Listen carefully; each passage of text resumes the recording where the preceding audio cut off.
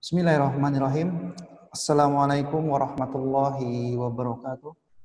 Alhamdulillahirabbil alamin wa bihi nasta'in ala umurid dunya waddin wa ala alihi wa sahbihi wasallam. Para santri sekalian, terkhusus untuk kelas 7A yang saya cintai karena Allah Subhanahu wa taala. Alhamdulillah pada hari ini hari Kamis 1 Muharram 1442 Hijriah, kita kembali dipertemukan oleh Allah Subhanahu wa taala dalam pembelajaran ilmu pengetahuan sosial atau IPS terpadu yang masih kita laksanakan secara daring online ya. Semoga ya secepatnya ya kita bisa belajar ya tatap muka langsung ya, antum datang ke pondok ya, karena melihat pembelajaran daring ini betul-betul kurang efektif ya. Tapi mau tidak mau, daripada tidak belajar sama sekali ya, antum semua harus mengikuti aturan yang ada ya tentang pembelajaran daring online ini. Seperti misalkan, Anda contohkan datang standby di muka handphonenya sebelum pembelajaran dimulai, 10 menit atau 5 menit sebelum waktu yang ditentukan. Misal jam 11 masuk, kemudian 5 menit sebelum pukul 11 itu sudah berhadir, sudah standby ya. Ini baru 24 orang yang hadir ya. Masih ada sekitar 10 orang ya, 10 orang, 9 orang ya, 9 orang, 10 orang yang hadir, belum hadir ya. Kemarin di 7B juga hampir separuh yang sudah pukul 11.15, baru yang hadir sekitar 18 orang 7B. 7A ini baru 24 orang. Nanti kita ada peraturan ya, lewat pukul 11.15 ya, lewat pukul 11.15 antum semua yang tidak hadir ataupun yang baru masuk dianggap alpa ya, dianggap alpa. Jadi absennya nanti dianggap tidak hadir walaupun sebenarnya antum hadir ya. Tapi karena antum sudah masuknya pukul 11.15 jadi dianggap alpa ya. Pengaruhnya apa? Pengaruhnya nanti ke nilai akhlak ya. Nilai akhlak berpengaruh pada nilai kenaikan kelas ya. Hati-hati ya. Hati-hati nanti berpengaruh pada nilai kenaikan kelas. Tayyib. Kemarin Ana beri tugas untuk menggambar peta ya, sebagai pengambilan nilai ulangan harian. Ya, sebagai pengambilan nilai ulangan harian untuk IPS ya. Diberi waktu sudah. Tapi ada sekitar 5 orang ya dari kelas 7A yang tidak mengumpulkan ya. Berarti nilainya 0 ya, nilai ulangan hariannya 0. Padahal nilai ulangan harian itu 60% ya. 60%. Dan Ana sebagai pengajar akan memberi nilai sesuai dengan usaha yang antum kerjakan ya. Pasti ya. Minimal Ana kasih 50 atau 60 ya. Kecuali dia tidak mengerjakan. Kalau tidak mengerjakan dia 0 nilainya ya. Kalau mengerjakannya dengan sungguh-sungguh pasti nilainya 100. Ya, kalau mengerjakannya dengan asal-asalan pasti nilainya asal-asalan juga. Tapi kalau tidak mengerjakan, Anda nggak bisa berbuat apa-apa, nilainya 0, dan nanti itu berpengaruh terhadap kenaikan kelas ya.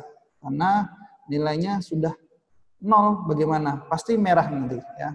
Jadi perhatikan ya untuk tugas, mudah-mudahan nanti ke depannya antum semua lebih serius untuk mengerjakan tugas yang diberikan. Tugasnya enak kok, gampang, diberi waktunya lama ya. Kecuali kalau anak ini kejam misalkan, hari ini nak kasih tugas, sore harus dikumpulkan, ayo. Ya. Ada kemarin salah satu santri yang ngechat Ana, Ustadz, Ana nggak bisa ngerjakan Ustadz, Ana banyak PR, Ana banyak kerjaan Ustadz, Ana banyak tugas. Santri yang lain ngumpul, dia ngeluh, banyak tugas Ustadz. Ya. Artinya apa? Artinya bukan antum saja yang dikasih tugas, tapi kawan-kawan antum semua juga dikasih tugas yang sama porsinya, startnya sama ya, tapi finishnya berbeda. Antum semua sama diberi tugas, tapi ada yang mengumpul, ada yang mengerjakan, ada yang tidak mengerjakan. Jadi nilainya berbeda-beda juga nantinya ya. Jadi Ana mohon minta kita ini sekolah ada aturannya ya, ada aturan, tidak bisa seperti kehendak antum, ya, maunya main terus, nggak bisa. Nanti ada saatnya main, ada saatnya belajar, ada saatnya santai, ada saatnya serius ya. Jadi kalau misalkan ada tugas, kerjakan saja ya, kerjakan ya, kerjakan. Tanyakan kalau tidak ada yang mengerti, tanyakan sama wali kelas atau pengajarnya yang bersangkutan ya. Baik, pada pertemuan minggu kemarin kita telah membahas belajar tentang letak Indonesia, di mana letaknya ada 3, letak astronomis, letak geografis, dan letak geologis. Jadi kalau letak geografis itu letak suatu wilayah berdasarkan kenyataan yang ada di permukaan bumi ya. Contohnya misalkan kayak letak Indonesia yang dilihat dari perbatasannya, letak di antara 2 benua dan 2 samudra. Kemudian letak astronomis, letak yang berdasarkan garis lintang dan garis bujur ya. Sebuah garis khayal yang hanya ada di peta dan hanya ada di globe ya. Tidak ada di permukaan bumi secara aslinya. Jadi letak garis lintang letak astronomis itu letak yang berdasarkan garis lintang dan garis bujur. Kemudian letak geologis, letak yang berdasarkan batuan yang ada di permukaan bumi. Ya seperti itu ya. Nah, pada hari ini ya, materi kita lanjutkan pembahasannya untuk kelas 7 SMP Intan Ilmu. Kita masuk tentang potensi sumber daya alam Indonesia. Ini slide share-nya ya.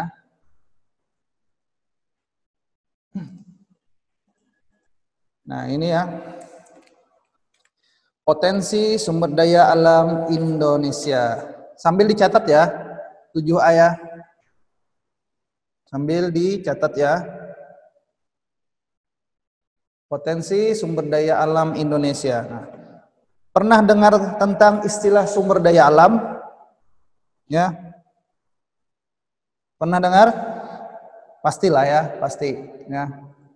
Sumber daya alam itu adalah semua bahan ya, semua bahan yang ditemukan oleh manusia ya, manusia, baik ana, antum ataupun setiap manusia lainnya yang baik berupa benda hidup ataupun benda mati ya, baik berupa benda hidup ataupun benda mati yang dapat digunakan untuk kehidupan umat manusia. Jadi pengertiannya secara umum ya, sumber daya alam itu adalah semua bahan ya, semua bahan yang ditemukan oleh manusia baik berupa benda hidup ataupun benda mati yang dapat digunakan untuk pemenuhan kebutuhan hidup manusia. Benda mati seperti apa benda mati? Seperti apa? Nah, benda mati. Contohnya misalkan barang tambang ya. Seperti berlian, emas, perak. Nah, seperti itu. Benda mati, minyak bumi, gas alam. Kalau benda hidup, hewan, tumbuhan yang bisa dikonsumsi manusia untuk makanan sehari-hari. Jadi sumber daya alam itu adalah semua bahan ya yang ditemukan manusia, baik benda hidup ataupun benda mati yang dapat digunakan untuk pemenuhan kebutuhan hidup manusia. Ya. Jadi pada materi hari ini kita membahas tentang potensi sumber daya alam Indonesia. Nah, Indonesia terkenal dengan sumber daya alamnya. Indonesia terkenal dengan sumber daya alamnya. Satu-satunya negara di dunia yang mempunyai sumber daya alam melimpah, ya, baik di daratan maupun di lautan. Ya. Semuanya ada. Semua yang tidak ada di negara lain ada di Indonesia. Ya. Semua yang tidak ada di negara lain, ya, ada di Indonesia. Minyak bumi ada, ya. Buah-buahan ada, semuanya lengkap. Ya. Tumbuh-tumbuhan semuanya lengkap. Kemudian jenis hewan, jenis tumbuhan, semuanya ada. Ya. Jenis ikan, semuanya lengkap di Indonesia. Apa yang tidak ada di negara lain, semuanya ada di Indonesia. Nah, saking banyaknya sumber daya alam Indonesia ini, tinggal kita saja lagi yang memanfaatkannya untuk kebutuhan sehari-hari. Iya, Kafan? Oke. Nah, jadi yang pertama akan kita bahas adalah hutan. Nah, hutan. Ya, hutan. Ya, tentang hutan. Nah, hutan.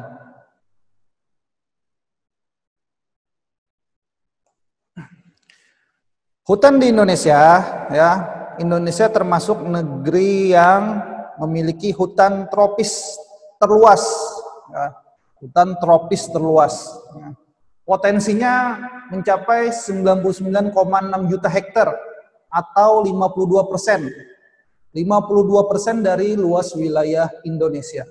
Nah, luas wilayah Indonesia ibaratnya 100%, 52% hampir separohnya, separuh lebihnya Indonesia merupakan hutan. Nah, di antara hasil hutan tersebut ada 4.000 jenis kayu.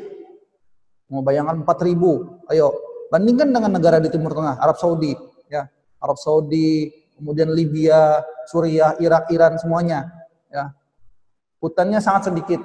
Mereka dikenal dengan negeri gurun. Sedangkan Indonesia negeri yang melimpah hasil hutannya. 4.000 jenis kayu ada di Indonesia, ya. Ada di Indonesia. Pertama, kayu keruing, meranti, agatis, itu dihasilkan di Papua, Sulawesi, dan Kalimantan. Jadi kayu keruing, meranti, agatis. Kemudian kayu jati, banyak dihasilkan di Jawa Tengah, ya, Jawa Tengah. Nah, kalau contoh kayu jati itu seperti orang pemukir itu membuat kursi, ya, kursi. Jadi kayak pengrajin membuat kursi itu asalnya dari kayu jati, ya.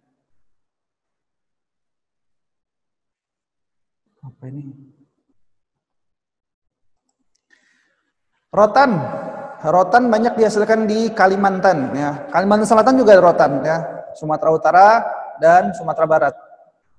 Jadi jenis kayu rotan ini ada di Pulau Kalimantan. Kemudian kayu cendana banyak dihasilkan di Nusa Tenggara Timur. Kemudian kayu rasamala dan akasia di Jawa Barat.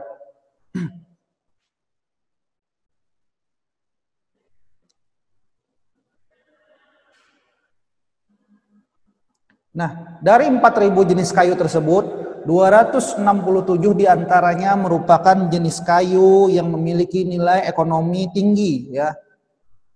267 diantaranya memiliki nilai ekonomi yang tinggi. Biasanya diekspor keluar, ya.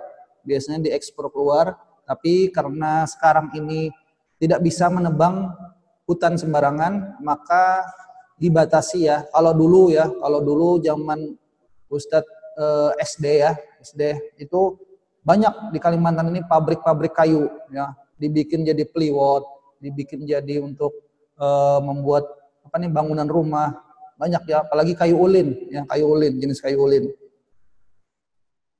Tapi kalau sekarang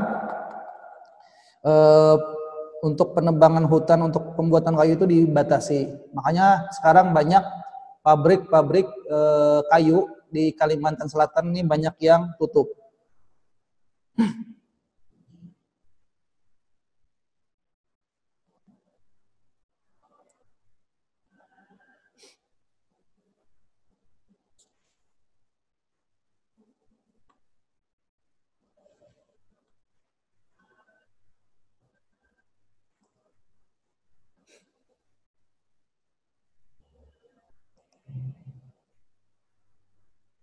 Nah, selain potensi hutannya, jadi potensi hutan itu tidak serta-merta menghasilkan kayu, ya, tidak serta-merta menghasilkan kayu.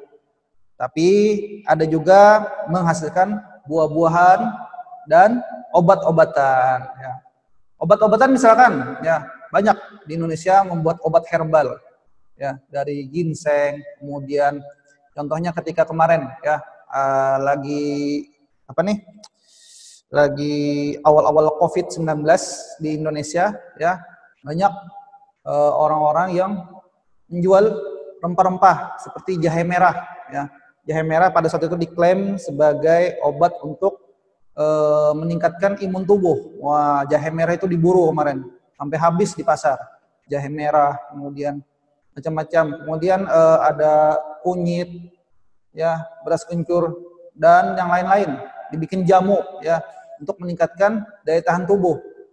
Sebagaimana kita ketahui bahwa COVID-19 lebih menyerang rentan terhadap orang yang memiliki imunitas tubuh yang rendah. Maka dari itu banyak kemarin orang-orang yang mencari, ya, bahan-bahan rempah seperti jahe merah, kunyit, jahe dan lain sebagainya untuk meningkatkan imun tubuh, ya.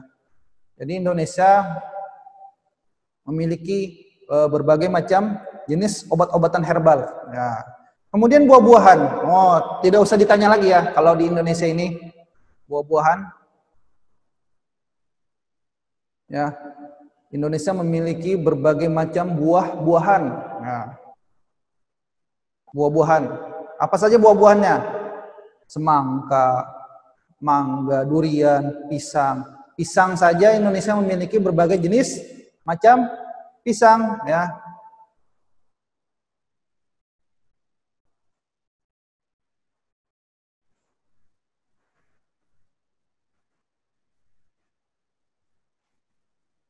Oke, lanjutkan ya. Mohon maaf tadi ada gangguan internet.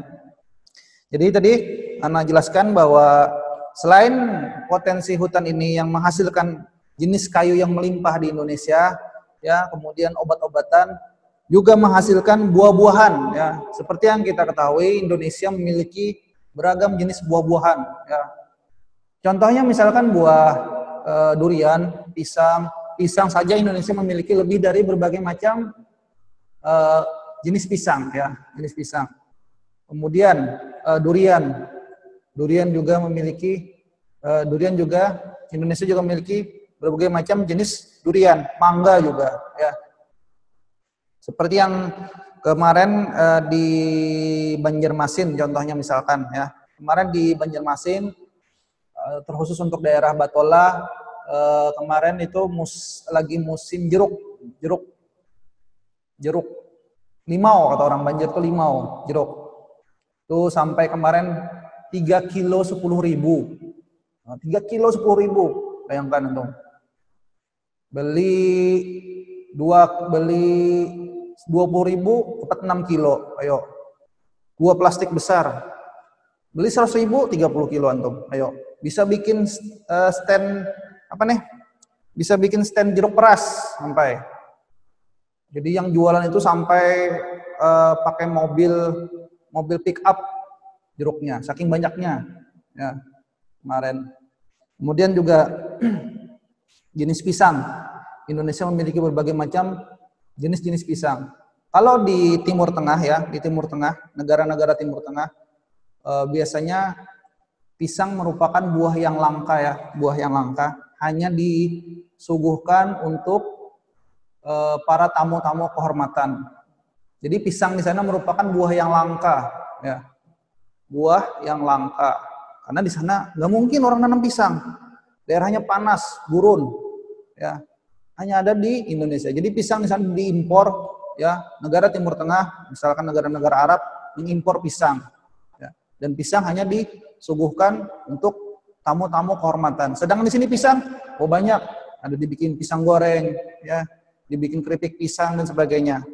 Nah, misalkan juga buah nangka, ya. Tahu buah nangka tahu? Buah nangka itu di Inggris, ya. Separuh buah nangka, ini buah nangka besarnya dibelah, separuhnya ini harganya Rp2.500.000. Ya. Itu kalau petani nangka di sana, ya, bisa naik haji tuh, ya. Bayangkan sebelah ini harganya Rp2.500.000. Ya. Kalau di sini nangka, oh banyak, jangan ditanya lagi, ya. Sampai dibikin es. Ya.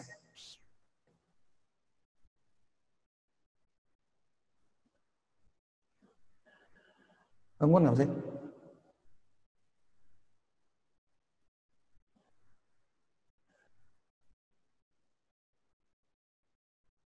Dah.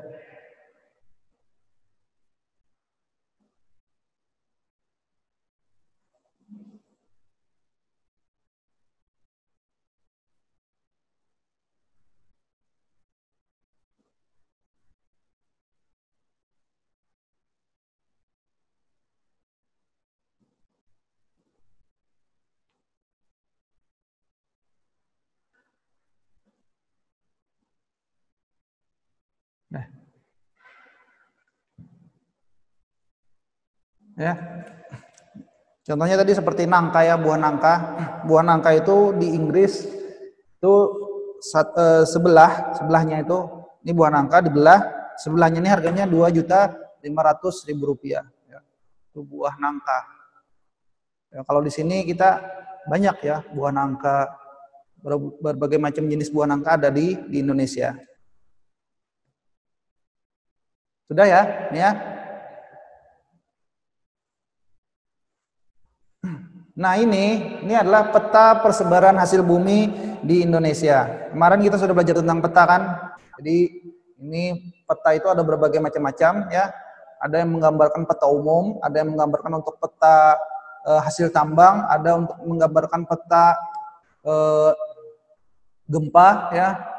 Kemudian ada juga peta tentang cuaca ya. Ini adalah peta persebaran hasil bumi di Indonesia ya. Jadi ini judulnya, kemudian ini lambang orientasi utara, dan ini legendanya. Ya, ini legendanya, ada keterangannya, gambar-gambarnya, kemudian ada sumbernya, ada sumber, ya, ada sumbernya. Nah, ini Banjarmasin, ya. Jadi Banjarmasin, Kalimantan Selatan, ya, menghasilkan karet, ya, karet, kemudian kelapa sawit dan kayu, ya. Karet, kelapa sawit dan kayu. Daerah-daerah Kalimantan lebih condong menghasilkan kayu dan kelapa sawit. Kelapa sawit banyak di Kalimantan. Ya. Kemudian daerah Jawa lebih cocok, misalkan di daerah Bogor, ya, daerah yang lebih sejuk, itu cocok untuk ditanami teh, ya, teh, kemudian kopi dan sebagainya ya. Kemudian daerah Papua ini lebih condong sagu, ya, sagu, karena itu makanan pokok mereka.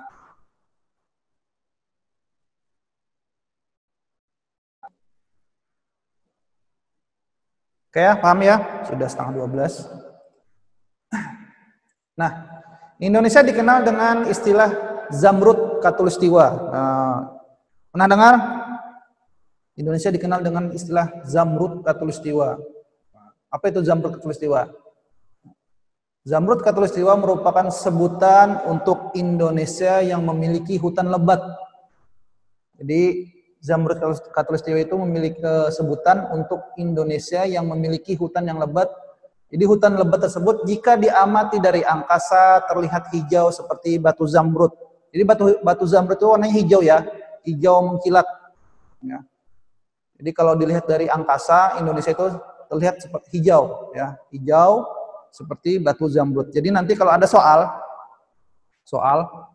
baik PTS, ujian tengah semester atau ujian akhir, ketika ada soal apa maksud istilah Zamrud Khatulistiwa, jadi antum bisa menjawab bahwa Zamrud Khatulistiwa merupakan sebutan untuk Indonesia yang memiliki hutan yang lebat yang dilihat dari angkasa terlihat hijau seperti batu zamrud, ya, seperti itu.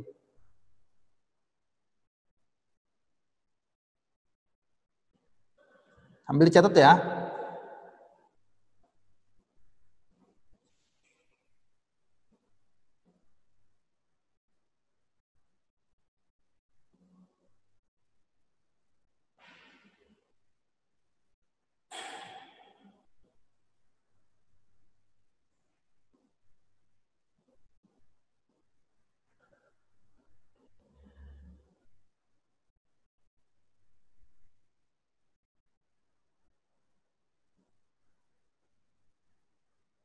Udah? Lanjut ya. Nah, ini adalah gambaran peta dua dimensi Indonesia dilihat sebagai Zamrud Khatulistiwa, ya. Jadi ini garis maksud Zamrud Khatulistiwa ini adalah Indonesia terletak di tengah-tengah garis Khatulistiwa. Jadi garis Khatulistiwa itu garis lintang ya. Ingat ya, garis Khatulistiwa itu garis lintang 0 derajat yang membagi antara bumi bagian atas dengan bagian bawah. Sedangkan garis bujur, garis yang menghubungkan antara kutub utara dan kutub selatan. Jadi jangan terbalik ya. Kalau garis lintang itu seperti ini, kalau garis bujur itu seperti ini. Nah, membujur. Ya. Jadi zamrud khatulistiwa artinya Indonesia terletak di antara garis khatulistiwa. Nih. Kemudian Indonesia memiliki hutan yang hijau yang jika dilihat nampak seperti batu zamrud, seperti ini ya. Nah, sekarang kita masuk potensi yang kedua ya. Jadi kita kelompokkan ya, yang pertama tadi hutan, yang kedua adalah barang tambang ya, barang tambang. Barang tambang di Indonesia.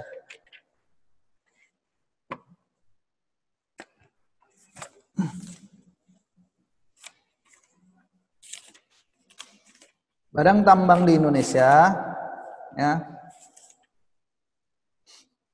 Persebaran barang tambang di Indonesia adalah yang pertama minyak bumi ya, minyak bumi ya. Jadi minyak bumi itu merupakan penguraian ya, penguraian dari bahan-bahan organik. Dari bahan-bahan organik ya. Minyak bumi itu berasalnya dari penguraian bahan-bahan organik yang tertimbun selama berjuta tahun yang lalu.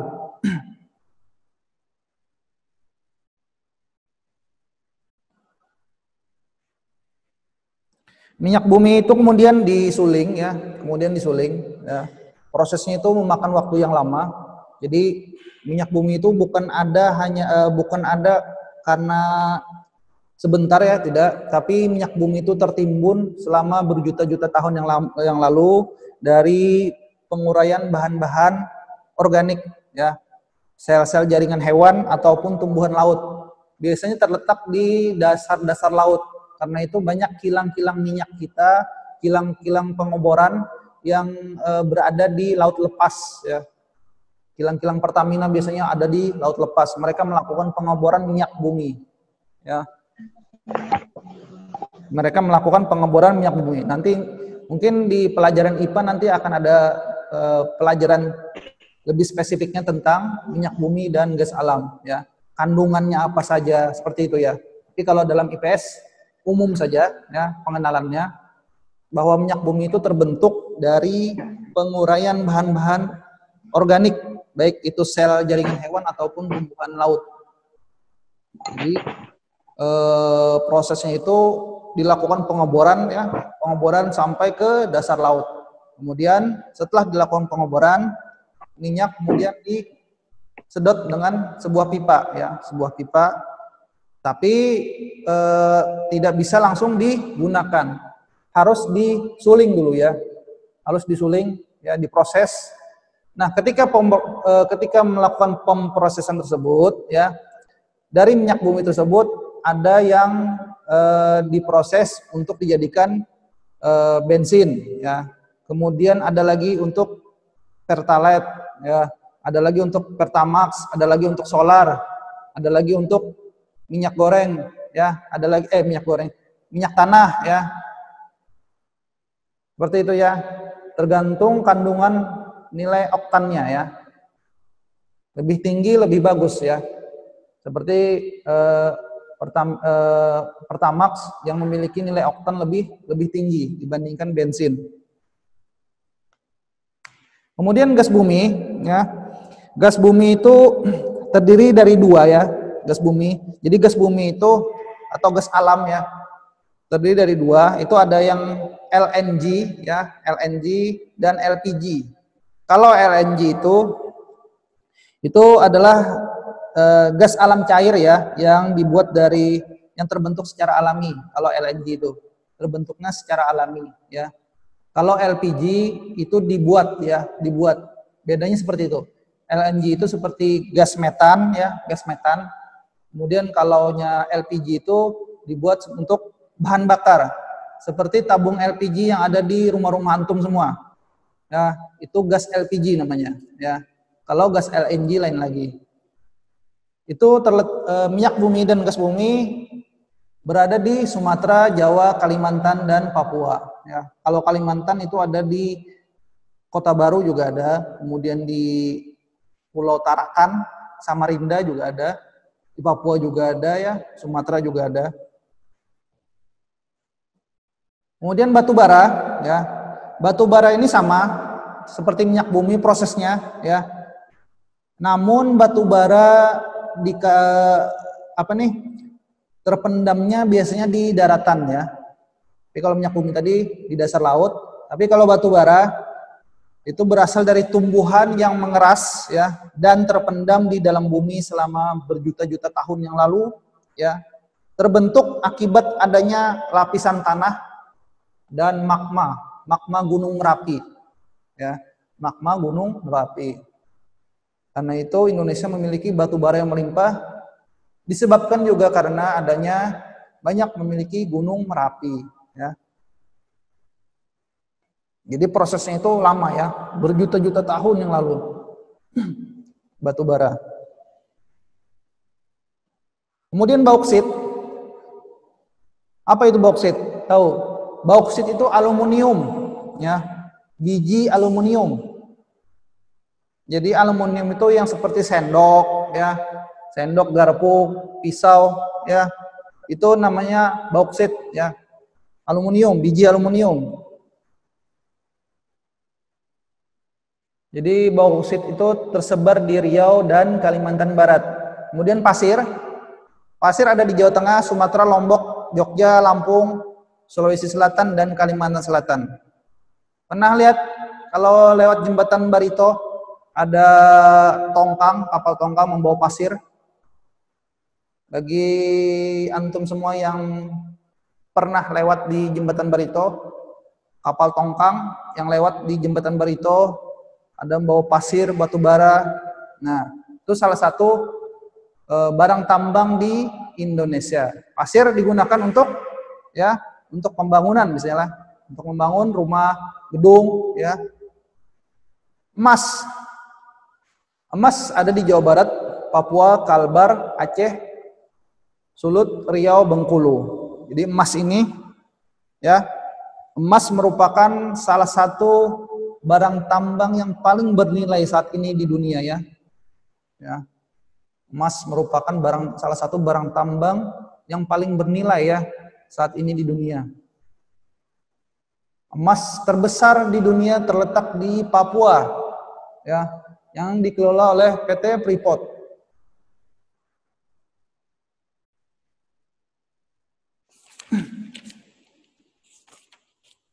Sudah?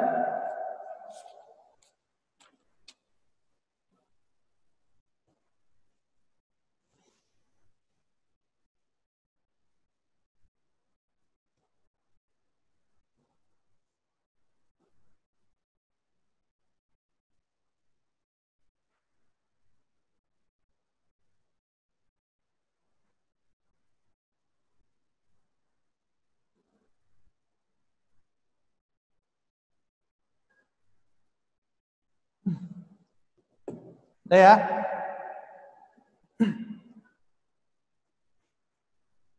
Nah, ini adalah peta persebaran bahan tambang di Indonesia. Kalau tadi peta persebaran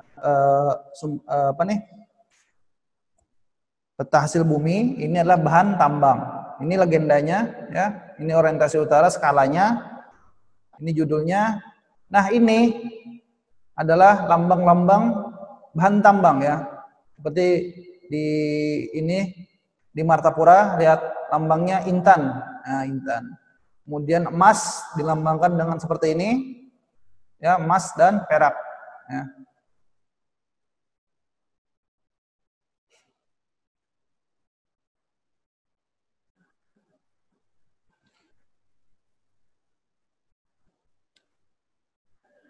Jelas, ya?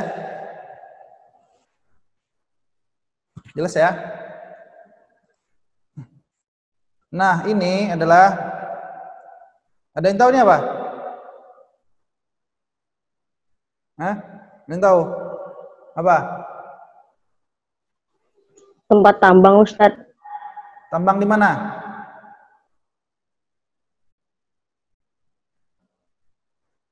Tempat tambang di mana?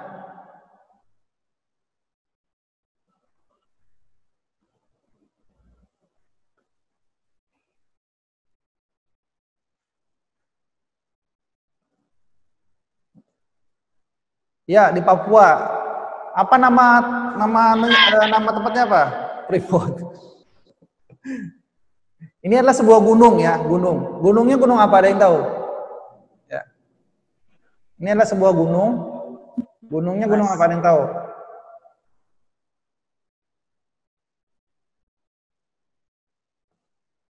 Ya, ini di Papua. Ini Gunung Sinabung. Di mana itu Gunung Sinabung?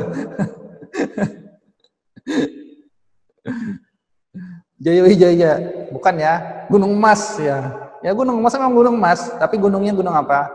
Ya, ada yang tahu?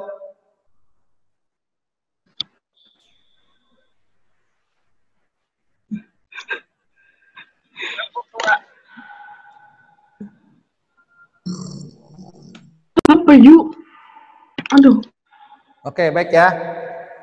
Ini adalah Gunung Erzberg ya. Namanya Gunung Erzberg atau Gunung Tembaga di Papua Nugini, Irian Barat, yang merupakan tambang emas nomor 1 di dunia saat ini ya. Jadi tambang emas di dunia itu ada banyak ya. Yang pertama di salah satunya di sini, yang kedua di Afrika Selatan ya. Afrika Selatan merupakan negara penghasil emas juga ya. Nah, Gunung Erzberg ini dulunya adalah sebuah gunung ya, gunung. Kemudian dari zaman, kalau nggak salah dari zaman Soekarno ya, Soekarno digali sampai sekarang seperti ini. Sampai sekarang seperti ini ya. Lihat bahwa gunungnya terlihat berkilauan, artinya memiliki nilai kandungan emas yang sangat tinggi ya.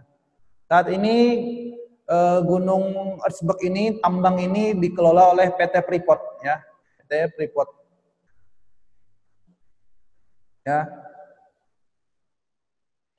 Ini adalah tambang emas terbesar di dunia ya. Yang terletak di Indonesia. Nah, ini dulunya seperti ini gunungnya ya. Dulunya seperti ini gunungnya ya. Sangat-sangat banyak melimpahnya ya. Silahkan antum cari di Google ya, googling atau apa.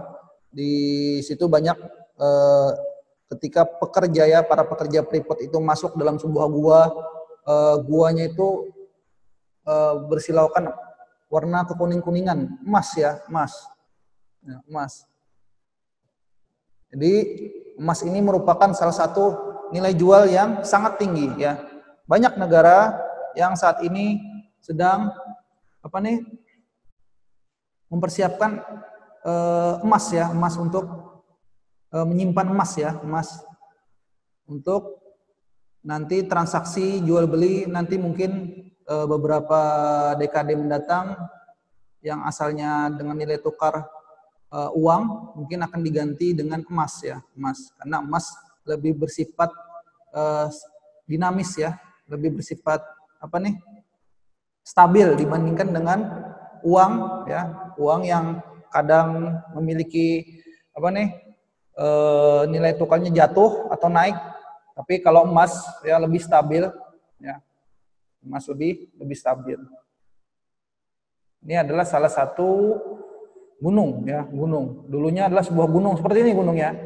Ya, kemudian digali akhirnya menjadi seperti ini. Oke, jelas ya? Nah, sekarang kita masuk yang ketiga ya. Tadi yang pertama hasil bumi, yang kedua hasil tambang, yang ketiga adalah potensi kemaritiman Indonesia ya. Potensi kemaritiman Indonesia. Nah, maritim itu apa? Maritim itu artinya negara yang memiliki laut ya, laut. Negara yang memiliki laut. Ya. Indonesia dikenal dengan negara maritim karena negaranya memiliki banyak pulau. Ya, negaranya memiliki banyak pulau. Salah satunya ikan ya.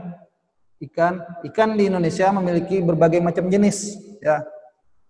Ikan di Indonesia memiliki berbagai macam jenis. Ya. Kemudian hutan mangrove. Hutan mangrove itu apa? Biasanya terletak di pantai ya. Digunakan sebagai pelindung dari gelombang atau tsunami ya. Kemudian digunakan untuk ya bakau. Kalau di muara itu namanya bakau ya. Tapi kalau di laut ya namanya hutan mangrove. Biasanya kalau ada hutan mangrove itu banyak udang, kepiting dan ikan-ikan kecil. Karena di sanalah tempat berkumpulnya makanan ya.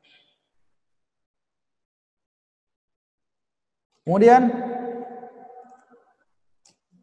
terumbu karang. Indonesia juga dikenal dengan negara terumbu karang yang banyak ya. Kemudian garam, jangan remehkan garam ya. Indonesia ini memiliki banyak penghasil garam sampai-sampai diekspor ya. Diekspor ke negara Eropa ya, negara Amerika ya, garam. Kemudian pariwisata banyak, ada Bali, Lombok, terkenal dengan tempatnya yang bagus ya, seperti di pantai. Kemudian transportasi, Indonesia juga dikenal karena Indonesia merupakan negara kepulauan, maka Indonesia memiliki transportasi laut ya, banyak pelabuhan. Hampir setiap provinsi memiliki pelabuhan ya. Hampir setiap provinsi di Indonesia memiliki pelabuhan. Kalau zaman dulu orang berpergian dengan pesawat itu masih awam ya, karena takut dengan ketinggian. Jadi orang-orang dulu ya, zamannya Ustadz itu waktu SD itu berpergian itu lebih sering dengan kapal, ya kapal laut, ya kapal laut. Dulu ada namanya kapal Kalimutu, kapal Dharma Kencana, ya kapal Serayu. Dulu orang-orang lebih berbondong-bondong kalau mudik itu dengan menggunakan kapal. Biasanya baru sampai 2 hari, 3 hari ya. Kelotok bisa juga. Tapi kelotok itu lebih sungai ya, sungai. Tapi kalau lewat laut itu harus pakai kapal ya, kapal.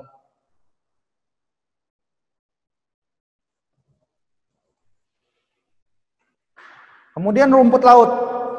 Indonesia juga terkenal dengan memiliki rumput laut, biasanya dibuat agar-agar ya. Nah, mutiara. Mutiara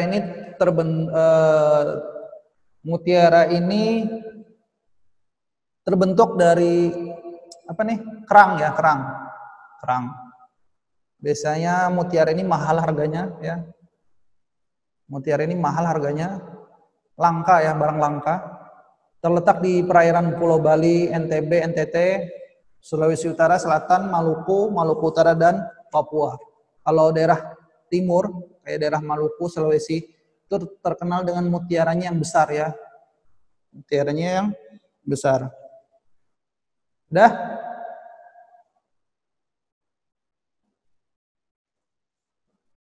Nah, saat ini ya, sebagai informasi bahwa beberapa tahun belakangan ini kita sedang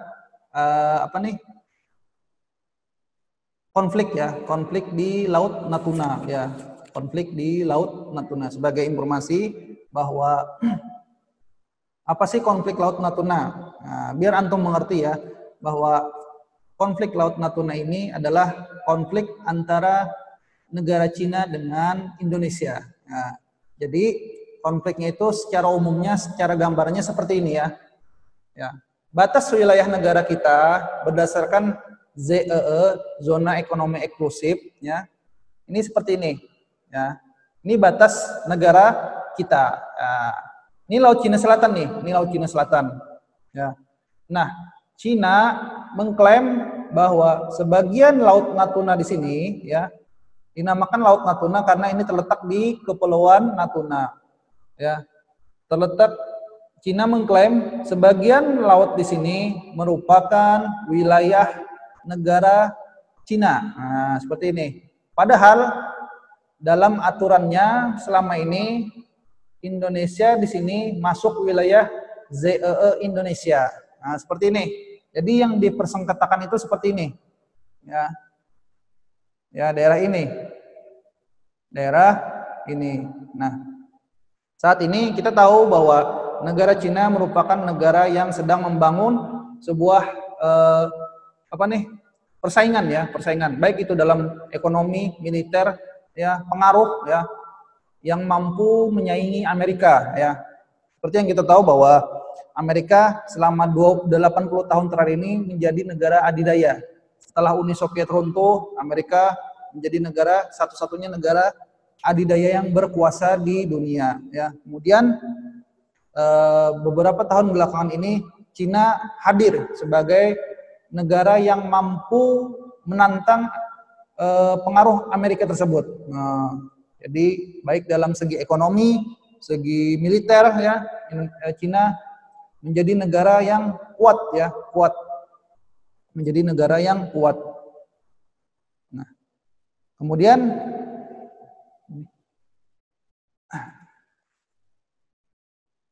Ustadz, negara adidaya itu apa, Ustadz? Negara adidaya itu negara yang memiliki kemampuan teknologinya maju, ya, baik itu dalam ekonominya maju, kemudian militernya tangguh, ya, kemudian memiliki sumber daya manusia yang banyak, ya.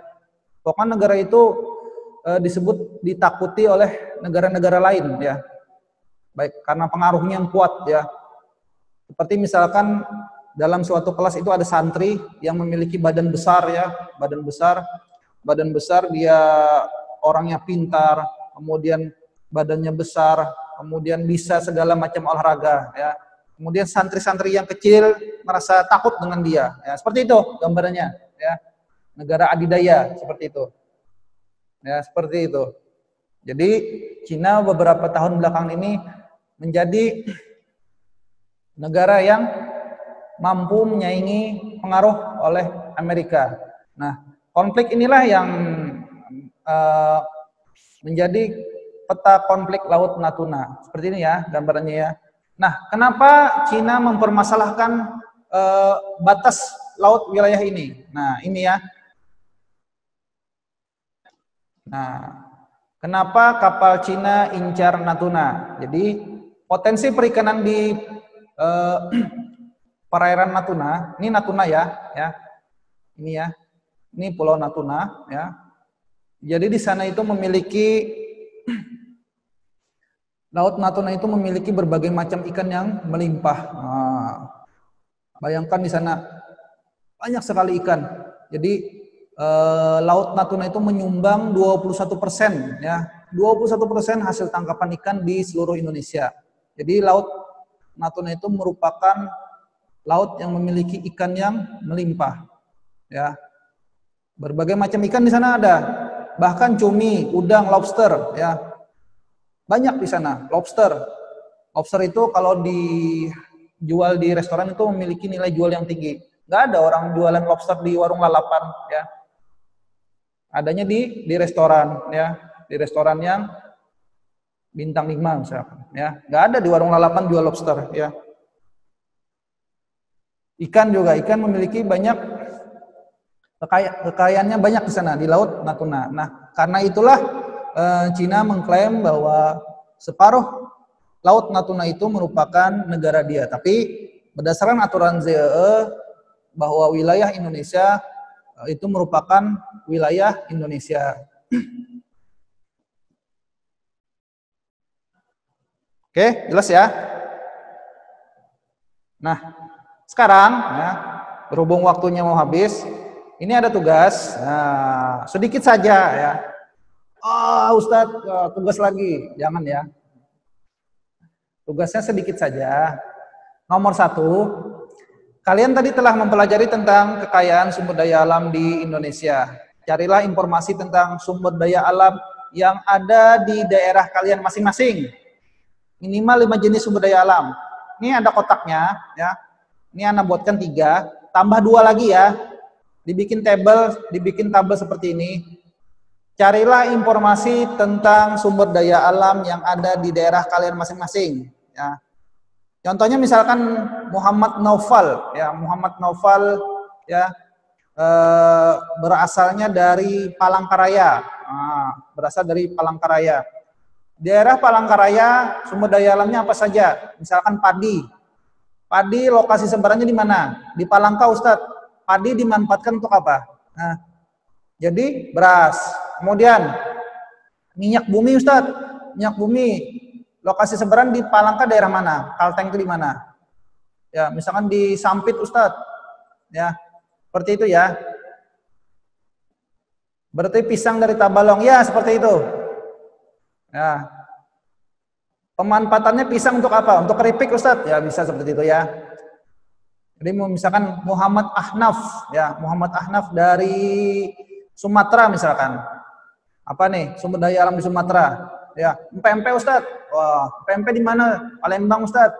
Pemanfaatannya untuk apa? Dijual, Ustadz. Silahkan ya. Seperti itu ya. Cari 5 ya. 5 ya. Ngerti ya? Ngerti semua ya? Ya. Ngerti ya? Nomor 1 ngerti ya? Cari 5 ya. 5. Kemudian soal nomor 2. Pada tahun 2016, luas hutan Indonesia sekitar 99 juta hektar atau 52% dari keseluruhan luas wilayah Indonesia. Nah, menurut antum ya, menurut antum, bagaimana upaya untuk mengoptimalkan potensi Indonesia dengan keberadaan hutan tersebut? Jadi, Ana minta ide-ide antum ya. Siapa tahu dari kelas 7A ini nanti suatu saat ada yang jadi presiden. Masya Allah. Ada yang jadi menteri kehutanan. Nah, Ana ingin tahu idenya seperti apa. Ide antum.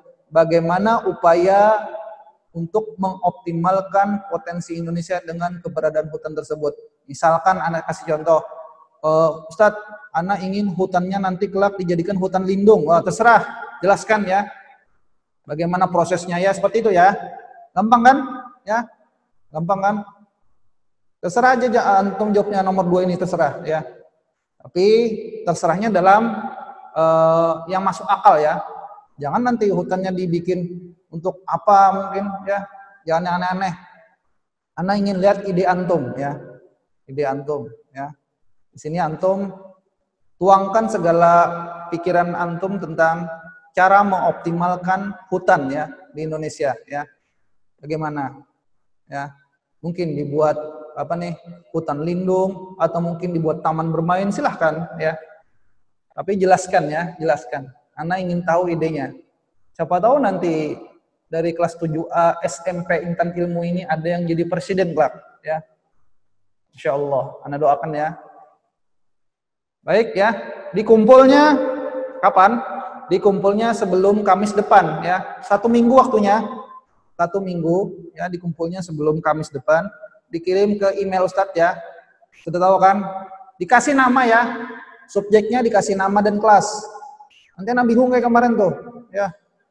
Kasih nama dan kelas. Nama Abdul Rahman Umar, kelas 7A. Nama Erwan Nur Hakim, kelas 7A. Nama Muhammad Hadi, kelas 7A. Seperti itu ya. Jangan nggak dikasih nama. Ya. Kemarin ada yang gambar peta, cuman dikumpul gambar, nggak dikasih apa-apa. Ya. Fotonya mereng pulang, fotonya miring. Fotonya dari sini nah, cet ya. Nih, cet, fotonya dari sini. Miring, nggak ada nama. Gambarnya nggak jelas, Masya Allah ya.